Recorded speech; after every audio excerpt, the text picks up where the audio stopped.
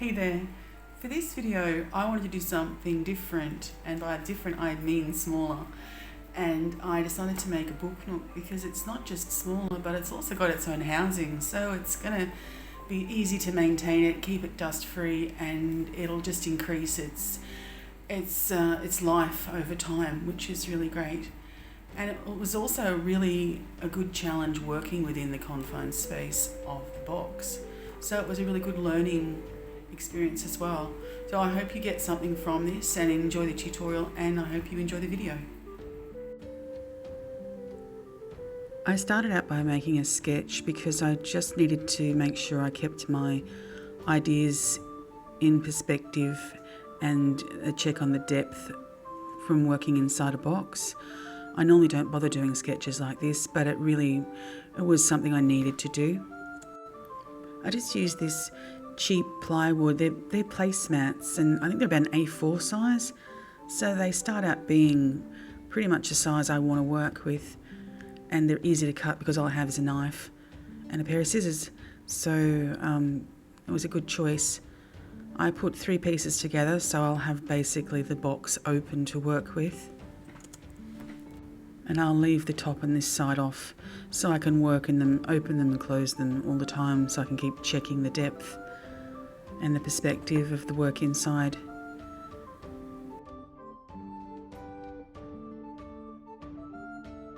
I'm just marking out the sides for the base on a piece of foam core board. This way I don't have to measure anything, just trace around the base of the box.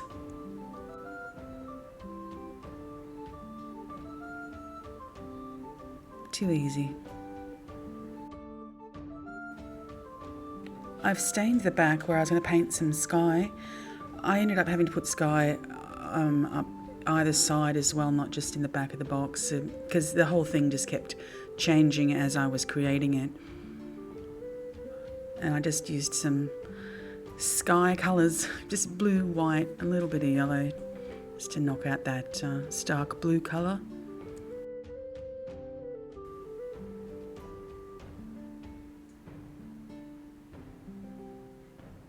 It looks quite rough when you do this, but the whole point is to be rough about it.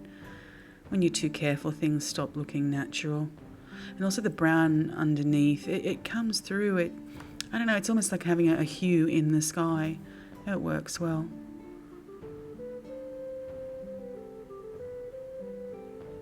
I painted almost all the way up the left side and the right side of the box, which was more time-consuming stuff that I did not bother putting on camera. Now the base of foam core board is ready to peel. Who doesn't love peeling a good bit of foam core board? It'll work on this, Connie, you watch. Nope, there's 2 more. Hang on. Yeah, it'll work this time. Nope. I reckon they probably should start handing out a free straitjacket with every 10th purchase of this stuff. It will do your head in. Thanks to the magic of YouTube, I was able to cut out 45 minutes of me sitting there peeling this. Oh, look at that. That was so quick and easy. All done.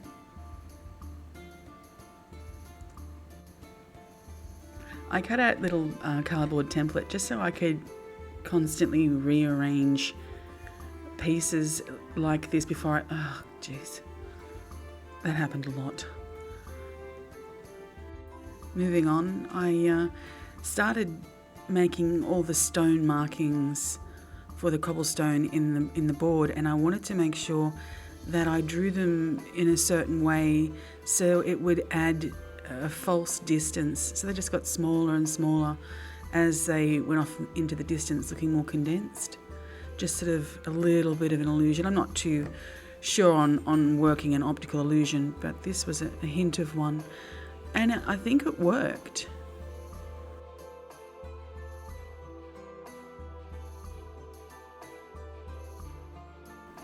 You can already see it's starting to have the effect that I'm looking for.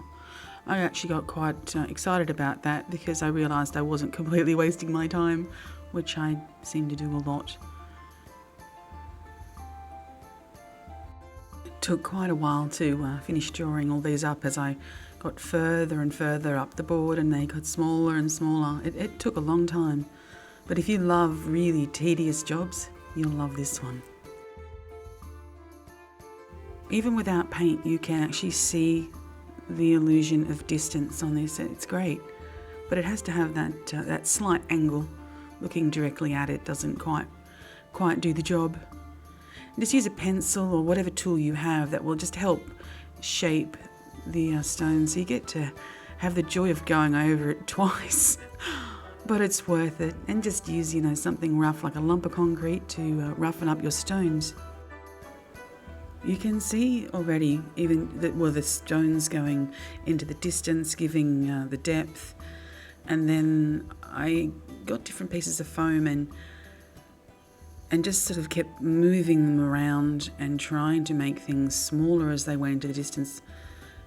And I spent a lot of time and a lot of days just shuffling pieces around, trying to make sure that it worked. In the end, it did. I think you could be a lot more clever with something like this. But for a first attempt, I really enjoyed seeing how this worked. But yeah, you just get pieces of whatever have you and move them around over and over and over and just get a feel for the space. I just used a piece of insulation foam and just drew a little castle in the back. Just sort of fills the void and tries to give the illusion of more distance, making it smaller. These are just XPS, very roughly made stone bridges, roughened up with my lump of concrete and a basic brick pattern. There's so many YouTube videos on making stone and brick. I didn't think there was a point in me doing that on this.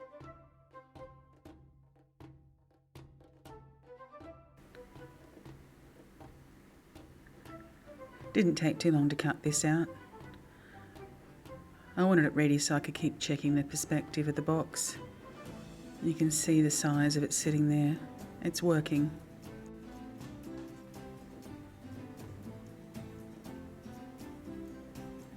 I roughed it up with a lump of concrete on most parts of this, and I used the pencil after drawing it just to keep sculpting and cutting deeper into the foam, just to shape the bricks and pretty much every part of it. Pencil's a great tool on this insulation foam. There's the brown ink. Gets into every little part of the foam. But make sure you sand it really well because it's not porous if you don't sand it first. The ink will just run straight off it. It's not going to work. You can see the shape and dimensions and depth. Everything's changing even just because I've darkened the objects inside the box.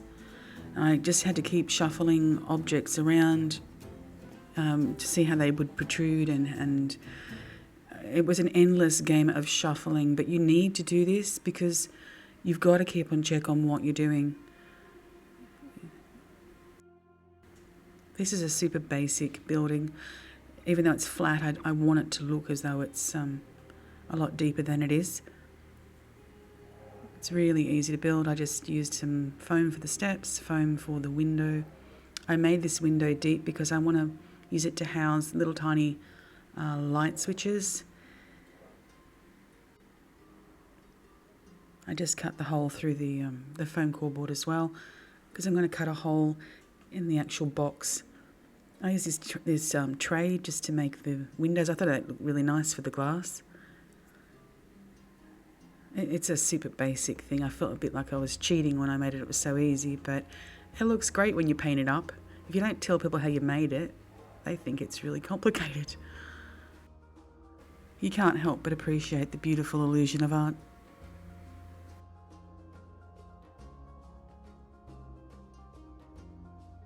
Use some very fancy coffee stirrers just to make the trim for all the doors and windows.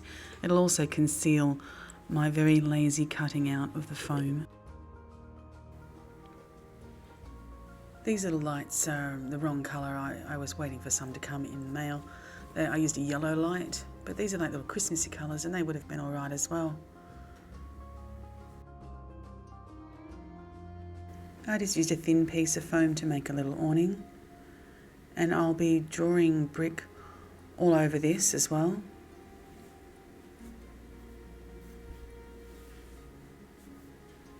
And it's that easy. I did put some little stair railings on. They were just made from toothpicks. It only took a few minutes. It was so quick and easy. And another little awning made from coffee stirrers. I'm not going to glue anything down until I've painted it all first to save myself hours of fiddling around with a paintbrush. This is the beauty of building with foam, is everything kind of snugly fits together, so you don't need to glue anything down. It'll just hold neatly on its own, so you can build everything and then pull it all apart for painting. This little awning I made from tissue box cardboard. Just to do the shingles, you just cut very quickly up the cardboard and then just cut each segment off and then lay it up the awning from the outer to the inner. This works on all sized roofs as well. If you want to rough it up and make an older looking roof with the shingles, you can just get some scissors or something rough and then just score it and yeah, be really rough with it. This works better on a bigger roof though. You can see more detail that way. This little porch is once again the insulation foam. And that's the stairs after being painted. And these little fancy toothpicks. They cost me $8. That's like $50 in US. Very expensive investment, but very well worth it. I've used these for just about everything. I love them.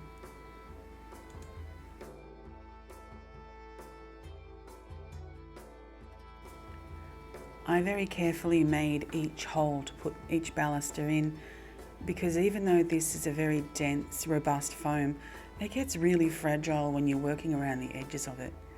So just very, very carefully make the hole and very, very carefully insert it as well. But they're so quick and easy to make, and they look really nice and realistic. I like them. A little railing on the top. Only takes a few minutes to do each one. It's brilliant.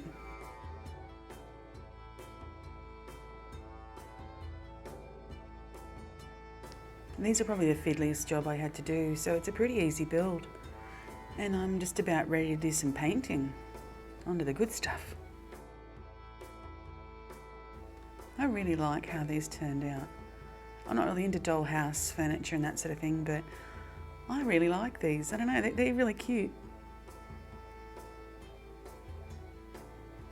The stone looks really good as well. Once again, there are tons and tons of YouTube videos on painting stone and that sort of thing, so you check them out.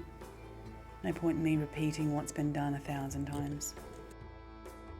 I found when you want to glue anything like these little sticks, do it on clear flat plastic and it doesn't stick at all. It makes a really quick, easy job of gluing down anything that's wooden.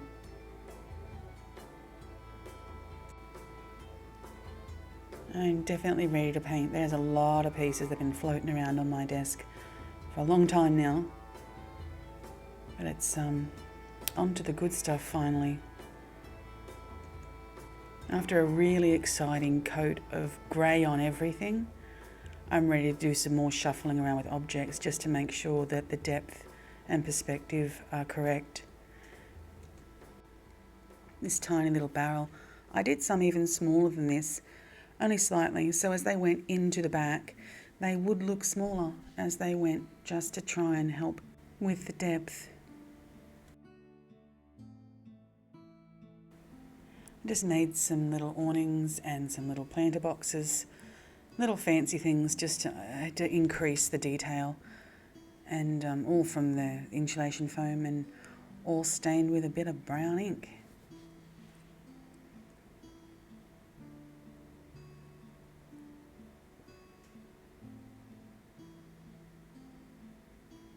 That's better. It's a beautiful thing about that. I don't know what it is. I just really, really like it a lot. After giving it all sort of just basic stone colours and the grey and the brown and a bit of cream, I want to add some colour to it, but I don't want it to stand out too much because it's very cartoonish looking. It's kind of Disney. I don't know, and I don't want it to look that way. But I do want it to have some nice colour though. Stand out a little bit, but not too much. Otherwise it'll take over the box, which will destroy the depth.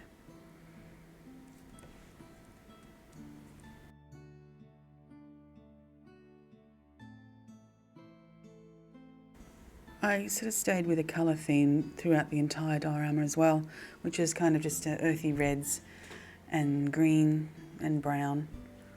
I just didn't want to stray with too many colours because I thought it might get a bit strange looking as well. I want things to stand out and be colourful, but I don't want things to start being confusing and overwhelming. I think I just want to allow a play on perspective rather than colour for the illusion of the entire thing.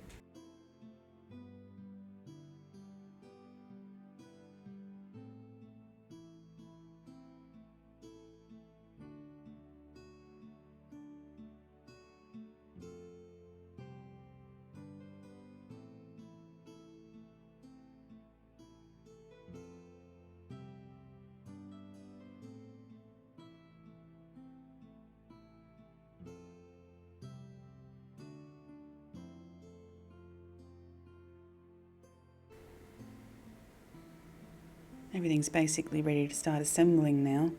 I think for anyone who likes doing things with doll houses and building and furniture for doll houses, you'd love this project because it's just this endless shuffling of pieces and just moving them around and putting them on and off and on and off, and it's just, I found it a bit tedious, but if you love that sort of thing, you would be in your element with this. Amazing the difference a bit of paint makes. It's really starting to look good now. The depth is really starting to work. I'm liking where it's going now. Though it still looks really cartoonish, which worried me when I was doing this. But brown ink saves the day. You darken everything up with it.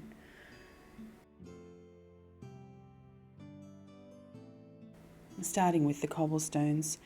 And I water it down to, if you're worried about using stainer ink, just water it down and then learn to sort of build it in layers. It absorbs so much that you'd be surprised. Sometimes you put it on and it's like you put nothing on at all. So just play around with it a little bit. This looks incredibly dark, but most of that will disappear. But it adds an element to everything.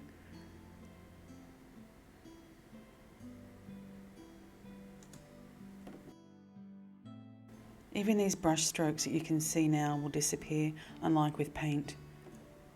It's magical stuff.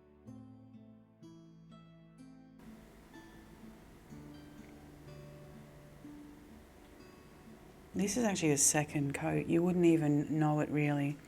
It's hard to tell. Maybe that's part of the magic of it. It just does such a natural coverage when you're working with it.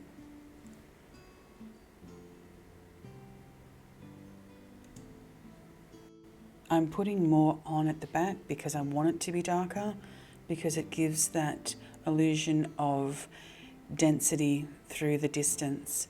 So everything looks condensed and darker. It does really assist in the illusion of it. You can see at this angle how it works with the darkness and the smaller stones. It really works well as it pulls into the little recesses that I've drawn. It works well in every part. I put copious amounts of the ink onto these as well, as it just kept absorbing into the XPS foam. I put more around the base so it looked dirtier. These are quite clunkily built. Clunkily, is that even a word? I build them very roughly, but It kind of went with that cartoonish look that was going on inside. I want realism as well, but yeah, I was a bit lazy about it.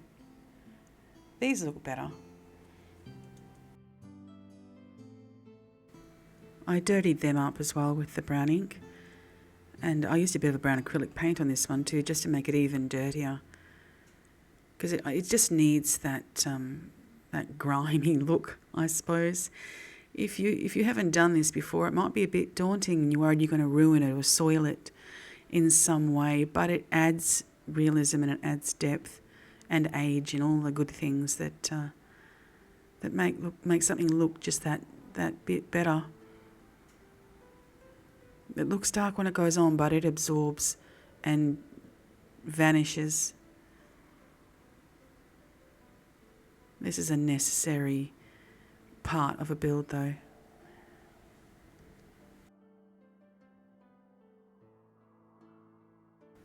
I think it looks really nice. I like it. It's very cutesy poo, but I don't mind. Especially if I get to use brown ink on it. Just do it everywhere you think that it would be built up. Even on the awnings.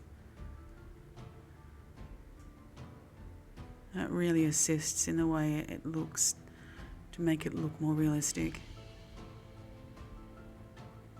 Once you get over your fear of making it dirty, it becomes addictive.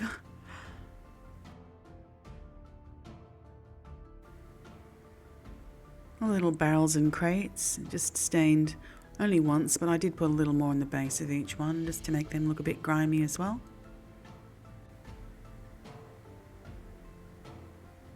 And I put just some clump foliage into the little flower boxes.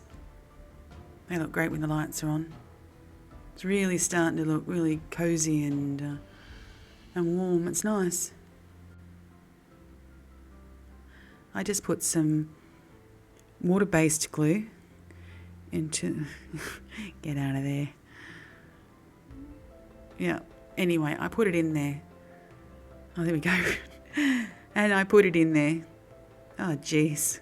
I didn't get a new container of glue.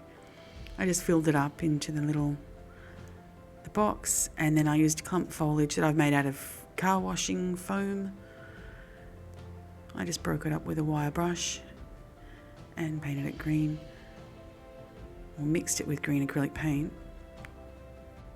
And I just loaded it in and let it sort of fall naturally. Pushed it down a little bit.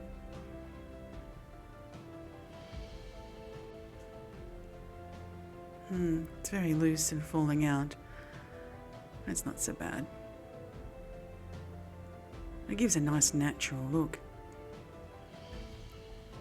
Once I was done and when it dried, I got some very brilliant green and then just dabbed it on top so it looks like it's sunlit on the top. It's kind of that colour that you get as sunset is beginning and everything goes sort of a golden green. I don't even know what this green's called, but whoops. I didn't wait for it to dry. But it comes out beautifully.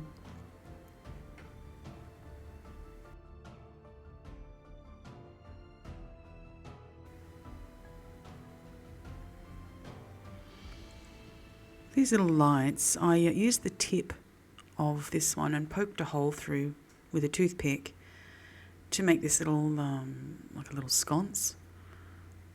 And I just used a clear plastic straw and a couple little bits of cardboard off a Christmas tag because it was gold on the top and bottom.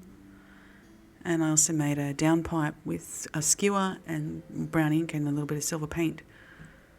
Just a very quick, easy detail. Just made some little terracotta pots out of foam and more clump foliage, just a bit of glue in, and stuffed the foliage in there, and the same with that very light green paint on the top, and a tiny little wizard stall. It's kind of whimsical and yeah, it's real. There's some depth there now. Those little flags that I put between the bridges, they've really assisted in in the depth. It's like it's in daytime mode with the lid off. It's great. With the lid, I needed to put some lights in the back because it was just dark as it went into the distance, and they looked ugly hanging there or sitting there. You could sort of see where the light source was coming from, so I just glued down some tissue on top. It kind of gives this soft illusion of light through cloud. If I'd had some cotton balls or something, I'm sure it would have been a lot better, but I just wanted to obscure the light anyway, and it worked well. I cut these holes either side just to slot the little light packs into, so they'd be easy to turn on and off, but mainly so you could replace the batteries over time. And just I'll put a little hinge on that later, so it's like a little swinging door. And that's it. It wound up quickly, but it turned out really lovely. The light is what really makes it. It's quite beautiful. It's a beautiful little contained world, and I really enjoyed making it. I hope you got something from this, because I know I did. I learnt a lot, and I'm going to definitely do more of these. This turned out to be such a long video, but you got to see it all in one big chunk. So I hope you enjoyed the tutorial, and I'll see you next time.